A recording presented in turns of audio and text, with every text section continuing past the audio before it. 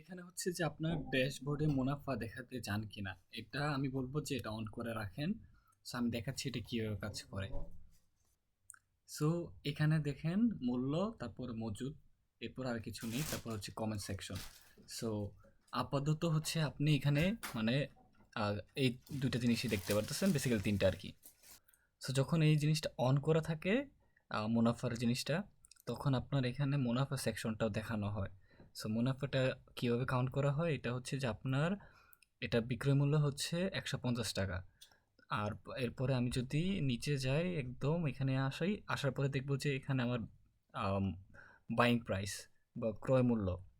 So আমার ক্রয় মূল্য যে যে জিনিসটা, এটা হচ্ছে ১৩০ টাকা। সো ১৩০ টাকা থেকে এটা কাউন্ট হয়ে ২০ টাকা হয়েছে।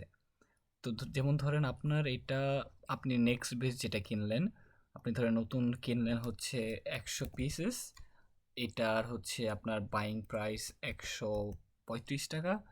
তো আপনি যখন জিনিসটাকে সেভ করবেন, তখন কিন্তু আপনার এই দুইটার প্রাইস কিন্তু মানে তখন অ্যাভারেজ হবে। অ্যাভারেজ হওয়ার পরে আপনার এখানে মুনাফা দেখাচ্ছে ১৯.৯৪৪ টাকা। তো আপনার মুনাফা এইভাবে কাউন্ট হয়। এখন আপনার মুনাফার এই জিনিসটা কেন উপকারী?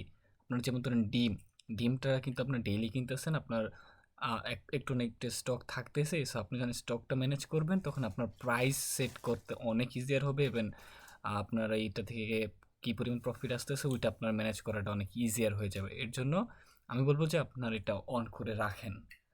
ইট would be a wise idea.